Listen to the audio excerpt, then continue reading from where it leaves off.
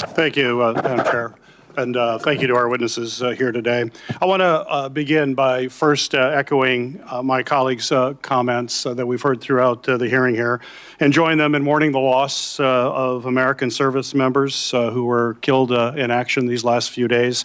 My thoughts are with their families, with a service member who remains missing, and with all those injured during the strikes, and I will continue to pray for their families. Secretary Hegseth, over the course of the war with Iran, I have repeatedly expressed concerns regarding the administration's lack of a winning strategy and repeated contradictions about the state of the war. It frankly doesn't help that you and your president continues to mislead the American people. You and the president have repeatedly said that the war, as we've heard over and over again, is almost over or already won. In fact, the president alone has said the war is almost over more than 30 times. On March 1st, the president said, we'll be done in 4 or 5 weeks. On March 9th, he said the war was very complete. On April 8th, he declared total and complete victory, 100%, no question about it. On the same day, you declared Operation Epic Fury was a historic and overwhelming victory on the battlefield, a capital V military victory by any measure. And yet today, July 21st, we have soldiers whose remains are sadly going to be returned to their deeply grieving families tomorrow.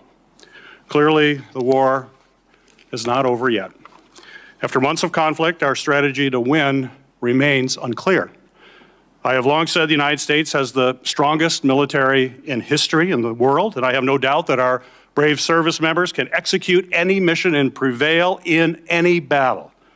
But without a clear winning strategy, we're at risk of being in another forever war that'll put our service members in continued harm's way and continue to cost taxpayers billions of dollars.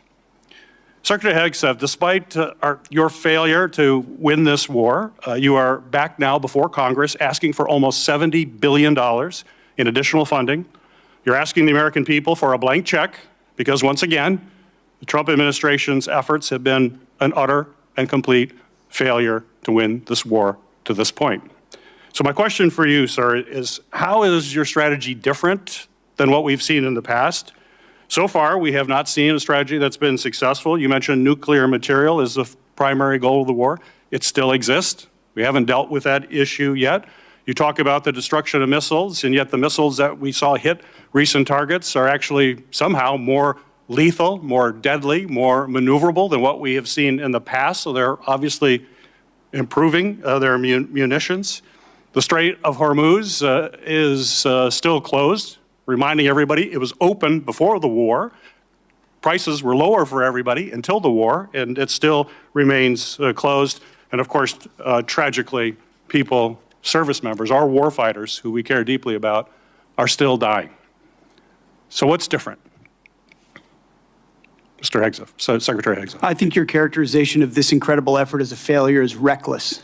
And I think it's irresponsible. And I think it smears the sacrifice of the troops that are out there making on behalf of the American people to ensure that Iran never gets a nuclear weapon. Shame on you and others who call this a quagmire and a failure, and then you want to turn around and say you support the warfighter. Either you do or you don't. Is the nuclear material still there, I can get you a ticket out to CENTCOM and talk to what those Americans are doing, and how committed they are to this effort, and how they want to ensure that Iran never threatens their families with a nuclear weapon. That's the kind of intensity that our warfighters have about making sure that Iran isn't capable of doing that. Secretary Hegseth, if you listen to my comments, you would have heard me say how amazing our warfighters are. I heard failure. And the word heard, I heard exactly what you said. I will tell you how I use the word failure, because I use the word failure to their leaders. You, sir, are the failure, not the men and women who are on that front line, not the men and women who hold up their honor with distinction.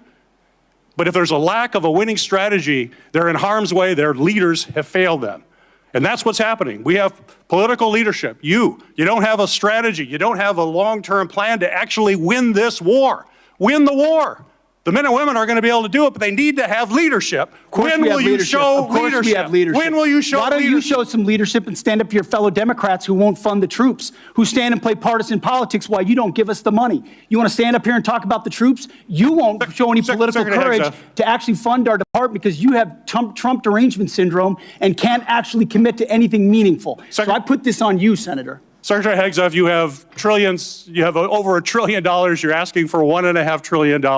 It's not a question of money, it's a question of leadership and understanding what it takes to actually win. Political cowardice of Democrats who won't fund the troops. Senator's time has expired.